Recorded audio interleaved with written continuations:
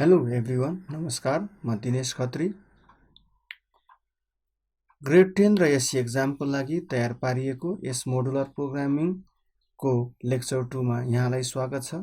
यस video ट्युटोरियलमा QBasic programme विन्डोमा कसरी क्युबेसिकको coding गर्ने भन्ने कुरा देखाउन गइरहेको छु भने नेक्स्ट भिडियोमा त्यो कोडिङ गर्दा कुन स्टेप्स अपनाइयो, कस्ता सिन्टेक्सहरू युज गरियो, आवश्यक सम्पूर्ण थ्योरी सहितको भिडियो ट्युटोरियल लिएर आउनेछु।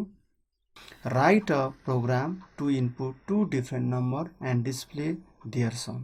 हामी यस्तो प्रोग्राम गर्दैछौँ जसमा दुईवटा डिफ्रेन्ट नम्बर माग्नेछौँ युजरसँग र त्यसलाई डिस्प्ले गर्नेछौँ। क्युबेसिक प्रोग्राम विन्डोमा कोडिङ गर्दाखेरि सुरुमा क्युबेसिक पढ्दा कसरी गरियो त्यो अनुसार पहिला गरी हेरौँ। Without using any modular programming हामीले सुरुमा क्युबेसिक प्रयोग गर्दा यसरी नै क्युबेसिक कोडिङ गरेका थियौँ। CLS input enter first number A, यहाँदेखि यहाँसम्म डबल कोटमा जे कुरा लेखियो त्यो स्क्रिनमा डिस्प्ले हुन्छ।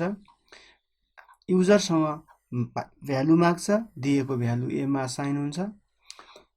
इनपुट इन्टर सेकेन्ड नम्बर, अर्को लाइनमा फेरि इनपुट स्टेटमेन्ट युज भयो। यहाँ युजरले दिएको भ्यालु बीमा असाइन हुन्छ। ए र बी प्लस अपरेटरको सहायताले जोडिन्छ र त्यो यसमा असाइन हुन्छ। Print sum is equals to यस भनेको प्रिन्ट स्टेटमेन्टले डिस्प्ले गर्ने हो स्क्रिनमा। त्यसले गर्दा सम भन्ने यो म्यासेज डिस्प्ले हुन्छ, साथै यसमा भएको भ्यालु र एन्डले यो प्रोग्राम टर्मिनेट भयो भन्ने बुझाउँछ र प्रोग्राम टर्मिनेट हुन्छ। अब हामी यसलाई नै मोडुलर प्रोग्रामिङमा, त्यो पनि युजिङ सब मोडुल गरेर हेरौँ। Problem 2, write a program to input two different numbers in a main module and display their sum using sub module। दुईटा इनपुट युजरसँग माग्ने मेन मोडुलबाट र त्यसको सम डिस्प्ले गर्ने सब प्रोग्राम युज गरेर। यसको लागि पहिला यति मेन मोडुल हो। यो मेन मोडुलमा declare sub add A comma B भनेको यसलाई फर्स्ट स्टेप मान्छौँ हामी, डिक्लेरेसन स्टेप, जहाँ कुन मेथडमा प्रोग्राम गरिँदैछ त्यो मेथडको नाम अहिले यहाँ सब मोडुलमा गर्ने भएको हुनाले सब मेथडको नाम सब नेम एड छ। दुईटा प्यारामिटर ए र बी युज भएको छ र यो न्युमेरिक टाइप छ भन्ने कुरा यो फर्स्ट स्टेपले बुझाउँछ। CLS बाँकी यो दुईटा त यताको जस्तै हो, input enter first number A, input enter second number be.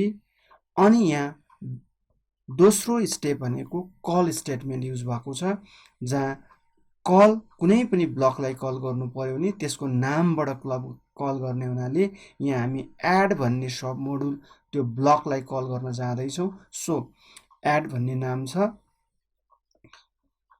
र यो प्रोग्राम सुरु यहाँबाट भएको थियो भने र फाइनल्ली टर्मिनेट पनि यहाँबाट हुन्छ। जब कर्सर कल स्टेटमेन्टमा पुग्छ यसले एड नामको ब्लकलाई कल गर्दा यो ब्लक अब एक्जिक्युसनको लागि यहाँ जान्छ। त्यतिखेर ए र बीमा असाइन भएको भ्यालु यो एबी थ्रु यो एबीमा आउँछ अनि त्यस पछाडि त्यो भ्यालु यहाँ पुग्छ। प्लस अपरेटरको सहायताले त्यो भ्यालु जोडिएको यसमा असाइन हुन्छ र प्रिन्ट स्टेटमेन्टले स्क्रिनमा सम इज इक्वल्स टु त्यो असाइन भएको यसको भ्यालु डिस्प्ले गर्छ। अनि इन्ड सबले यो सब मोडुल टर्मिनेट भयो भन्ने कुरा बुझाउँछ। सो यो कल्ड मोडुल हो, यो कलिङ मोडुल हो। कलिङ मोडुलबाट कल मोडुलमा ट्रान्सफर भएको control return back to the calling module. त्यस पछाडि कर्सर यहाँ आउँछ र यो फुल प्रोग्राम नै टर्मिनेट हुन्छ। यसलाई अब हामी क्युबेसिकमै रन गरेर हेरौँ। मैले क्युबेसिक प्रोग्राम खोले।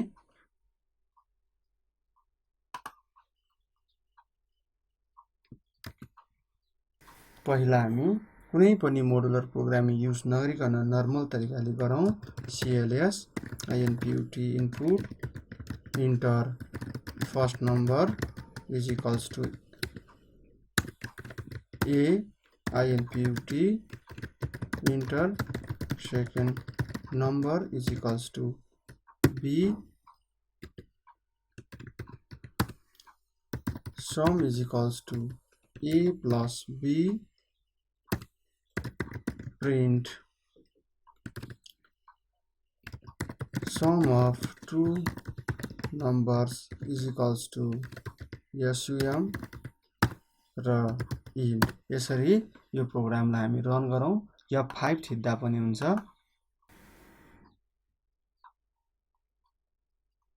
मैले 10 दिए अनि 20 दिए आन्सर। यहाँ जे मेसेज देखिएको छ त्यो हामीले डबल कोड भित्र लेखेको कुरा देखिएको हो, जुन हामीलाई बुझ्न सजिलो भयो हैन। अब हामी यसलाई मोडुलर प्रोग्रामिङको हेल्पमा गरौँ। त्यसको लागि म सबै मेटाएँ। DCLR declare sub add a, b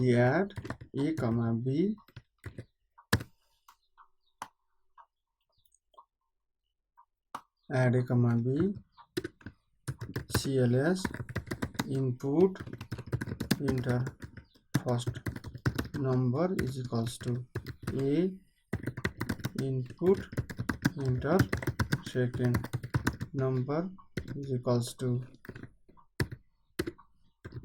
b। त्यस पछाडि हामी कल स्टेटमेन्ट युज गर्छौं add a, b। त्यस पछाडि मेन मोडुल कम्प्लिट भयो। सब add a, b। त्यस पछाडि हामी यस अब हामी सम गरौँ। यस मात्र लेखिनुहुन्छ है, यहाँ लेखेको अनुसार यस is equals to a plus b। यहाँ सम भनेर भ्यारिएबल लेखिनुहुन्छ, हामीले यस लेख्यौं। print print enter sum sum of two numbers is equals to हामी यहाँ यस लेख्छौं इन्ट सब गर्छौं। भनेपछि यो नर्मल तरिकाले गर्ने थियो। यसलाई मोडुल यहाँदेखि यहाँसम्म मेन मोडुल भन्छौं र यहाँदेखि यहाँसम्म सब मोडुल भन्छौं। 3 स्टेप्समा यो काम भएको छ। Declaration first step, calling second step र सब मोडुल तयार गर्यौं थर्ड स्टेप। यसलाई रन गरेर हेरौं। ल यहाँनिर इन्टर फर्स्ट नम्बर भनेको थियो, हामी यसलाई 20 दियौं र इन्टर सेकेन्ड नम्बर हामी 40 दियौं। हाम्रो answer sum of two number 60 आयो। भने पछाडि यसलाई नै हामी मोडुलर प्रोग्रामिङ भन्छौं। यसको फाइदा के छ भन्दा अब यो ब्लकलाई मैले धेरै पटक चाहिँ युज गर्न पर्यो भने मैले लेखिरहनु पर्दैन। यसलाई पछि हामी विभिन्न लुपहरु लगाएर पनि हेर्न सक्छौं। आज नर्मली फेरि म कल स्टेटमेन्ट कल गरे एड a, b गरिदिने हो भने अब यो सब मोडुल 2 पटक कल हुन्छ र प्रोसेस भएर एक्जिक्युट पनि हुन्छ। हेरौं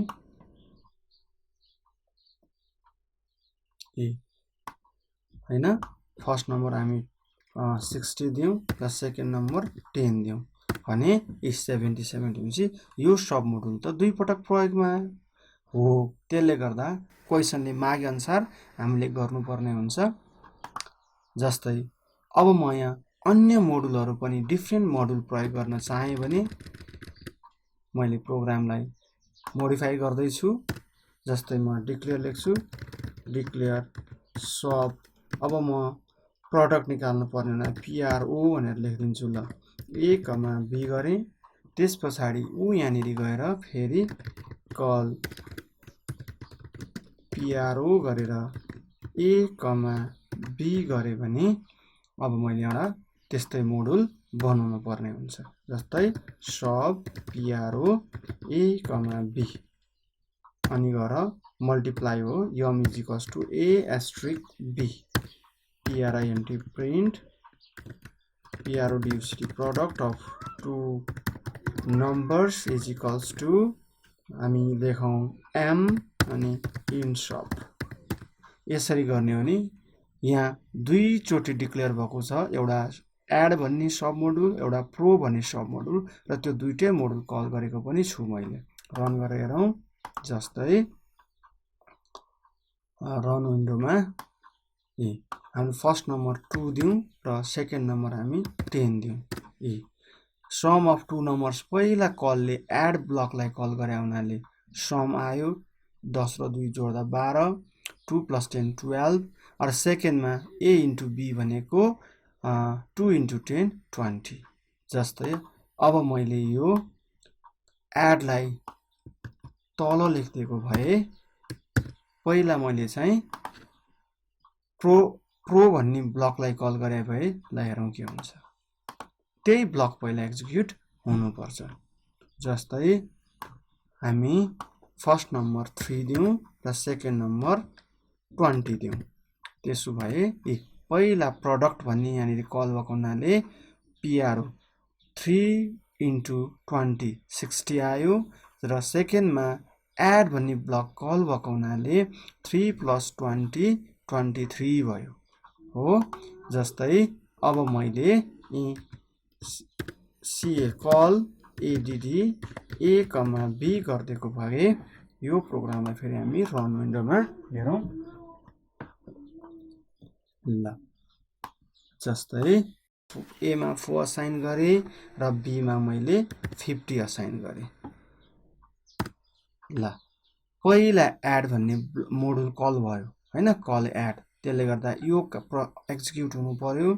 अनि 4 प्लस 50 54 आयो। त्यस पछाडि यहाँबाट कन्ट्रोल ट्रान्सफर ब्याक भइसके पछाडि कर्सर यहाँ आयो, प्रो भन्ने कल भयो, त्यसले गर्दा 4 इन्टु 50 हैन 200 भयो। अनि फेरि control return back to the calling module main मोडुलमा। अब कलमा पुगेर फेरि एड भन्ने ब्लक कल भयो, फेरि 4 प्लस 50 54 यसरी भनेपछि यो मोडुलर प्रोग्रामिङ युजिङ सब मोडुल कति सजिलै गर्न सकिँदो रहेछ भन्ने कुरा बुझियो। बाँकी अन्य प्रोग्राममा हेरौँला।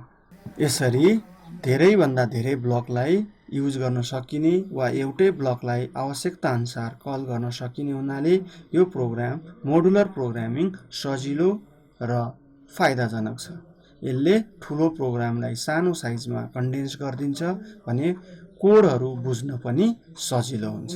कुनै पनि ब्लक्समा केही इररहरू थियो या मिस्टेक्सहरू थियो भने सजिलै हामीले थाहा पाउन सकिने हुनाले मोडुलर प्रोग्रामिङ नर्मल प्रोग्रामिङको दाँजोमा धेरै सजिलो र डिबग गर्न इजी, बुझ्न चाँडो। ग्रेड 10 र एससी एक्जाममा सोध्न सकिने कुनै पनि खालको क्वेसन साथै सोधिएका क्वेसन्सहरूको थ्योरी र प्र्याक्टिकल दुईटै खाले सल्युसन यस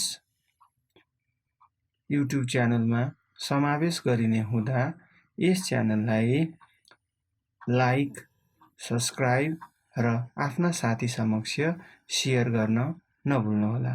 धन्यवाद।